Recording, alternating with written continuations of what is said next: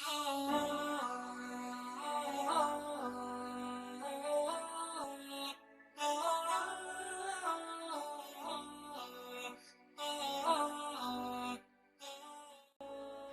عليكم اخواتي، مرحبا بكم معايا اليوم ان شاء الله في وصفه جديده واللي هي الكروكيطات بالمرلوسه او بالميرلا. وبالنسبه للمقادير ديال هاد الكروكيطات فتنحتاجوا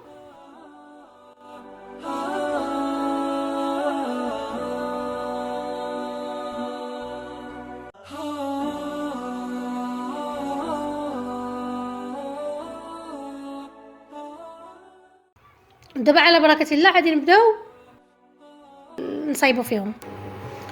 اول حاجه غادي نبداو بها هي البشاميل، غنصايبوه باش نخليوه على جنب.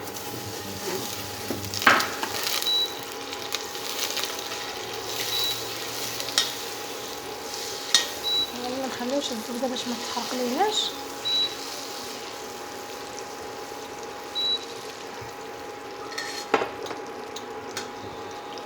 غادي نزيدو عليه واحد القياس ديال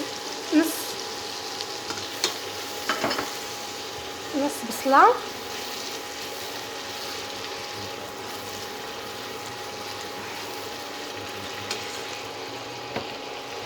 الملح يعني حسب الذوق، وغادي نشحر هاد البصله مزيان حتى تبدا تحمر ليا.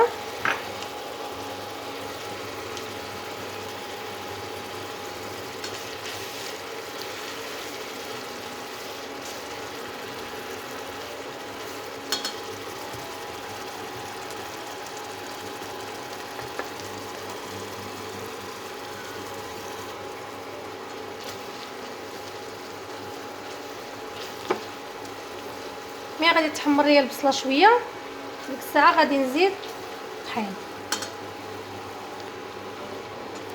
ودابا غادي نزيد الطحين،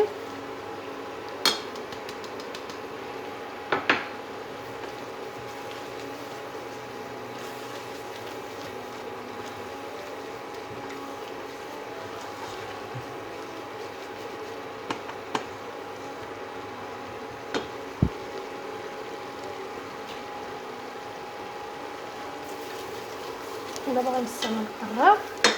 غندير واحد شويه ديال الكوزه وواحد شويه ديال البزار، وغادي نبدا نزيد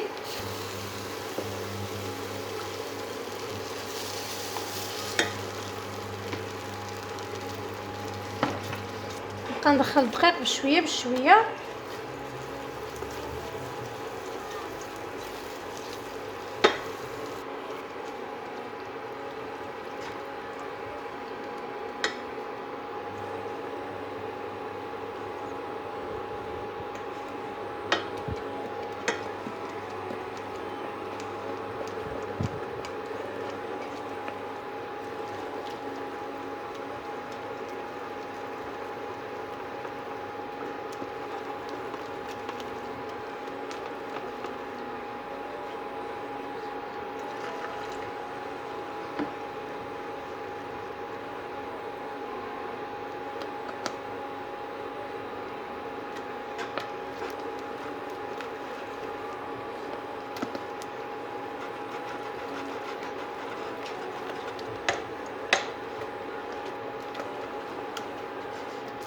بالنسبه للبشاميل هذه هي التكستير ديالو. انا دخلت فيه 600 مليلتر ديال الطحين. غادي نزيد عليه هاد 2 معالق ديال الفرماج، انا هنا استعملت موتزاريلا،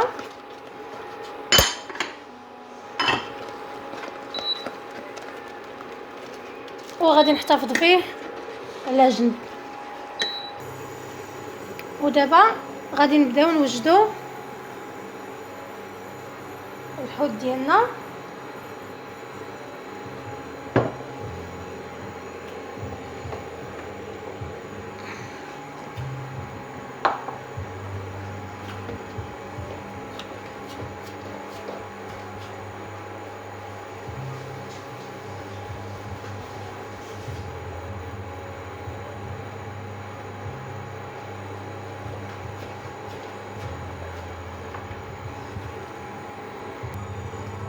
غادي نديرو البصله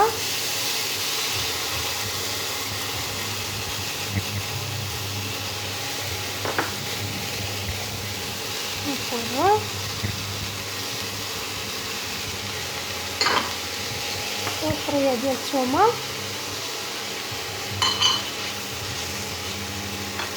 ونديروا لهم شويه ديال الملحه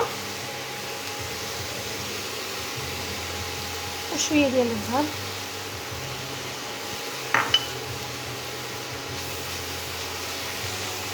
وغنخليهم يتشحروا حتى يسخفوا لينا واحد شويه.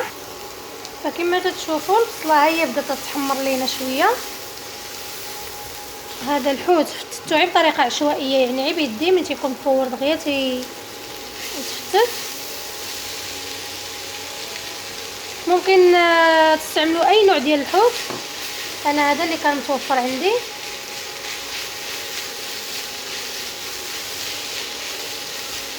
يعني اي نوع ديال الحوت اللي كما تنقولوا هبره، يعني بلا عظم بلا والو، يجي زوين في هذا.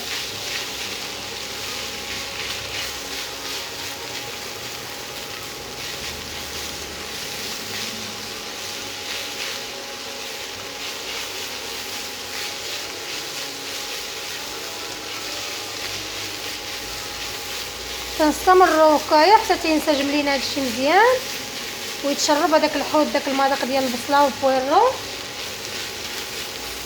ومن بعد تلاقاو. فكما كتشوفوا دابا هذاك الخليط تنزيدو على البشاميل.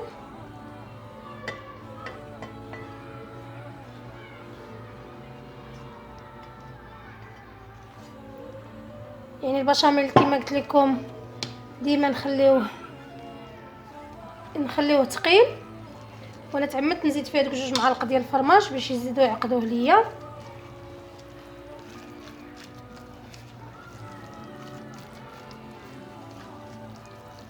هاد الكروكيطات تيجيو لذاذين والدراري تيبغيوهم بزاف، الدراري الصغار والكبار حتى هما.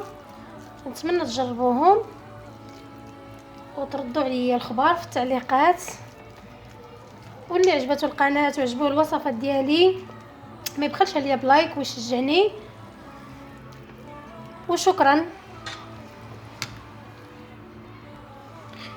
دابا غادي ناخذ واحد المول بحال هذا،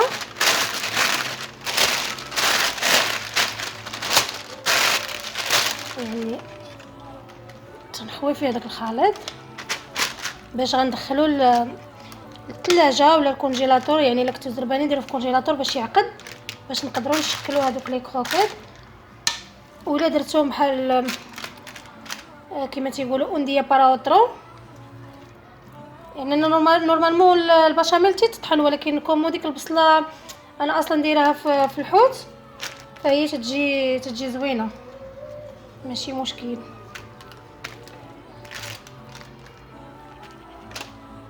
غادي ندخلهم دابا المجمد باش يبردوا ليا باش نقدر نشكلهم. ودابا من بعد ما بردوا لينا يلا انا خليتهم هي شي ساعه في الكونجيلاتور. يعني قد ما بقاو بزاف في الكونجيلاتور قد ما تيجيو ساهلين في الجميع ديالهم. دابا غادي نبدا نشكلهم. يعني ممكن تحطوا وتقسموهم ولا بحال ما هكا. غنبقى نشكل نحطه هنا حدايا.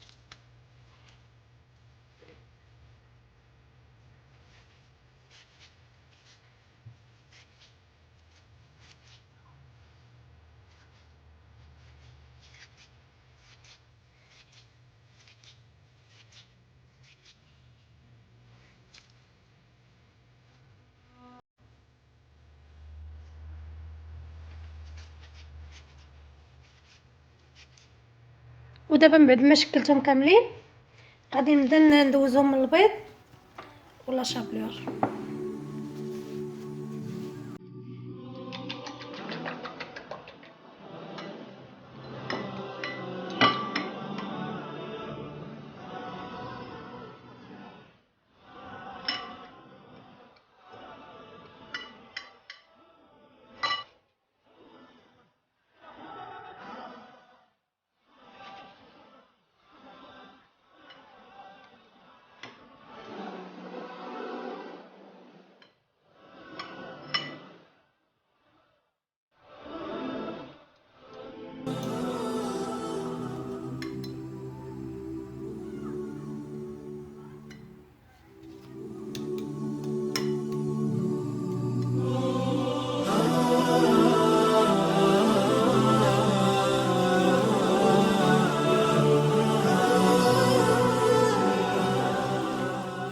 دابا بعد ما كملتهم كاملين ولويتهم في لاشابلور والبيض خرجت لي 45 حبه، يعني واحد القدر وفير اللي كفى العائله كامله. انا دابا ما غاديش نقليه كامل، غادي نقليه النص والنص غنديرو في كونجيلاتور، يعني ديريه في واحد يعني مقادين ما يكونوش مزاحمين في واحد البلاطو، ديري لهم الفيلم اليمونتير وتخزنيهم في الكونجيلاتور. كل ما بغيتيهم عادي تجبدي شويه وتخليهم يطرخاو شويه وتتقليهم، ولا بلا ما يطرخاو يعني تكون الزيت سخونه تيجيو يعني بواحد المذاق اللي هو رائع. وهادو غادي نديرهم في الفران على حساب الناس اللي ما تيبغيوش القلي، ممكن يديروهم حتى هما. غادي نرشهم شويه ديال زيت العود ولا زيت الزيتون وغادي نديروهم في الفران. كما كتشوفوا اخواتي هذا هو الشكل النهائي ديال الكروكيطاس ديالنا. كنتمنى انكم تجربوهم لان تيجيو زوينين. غير هي واحد الملاحظه، فانا كاينين شي وحدينات اللي تفتحوا اللي هذا يعني حاولوا ما امكن تعاودوا 2 مرات في لاشابلور باش تفاداو هاد سميتو الزيت ديما تكون سخونه في الساعه ديال القلي، لان كلشي فيهم طايب وهما تيبغيو الزيت سخونه باش ما يتحلوش. والمذاق ديالهم راه تيجي رائع وتيجيو بنان بزاف. نتمنى تجربوهم وشكرا على المتابعه والى وصفه قادمه ان شاء الله.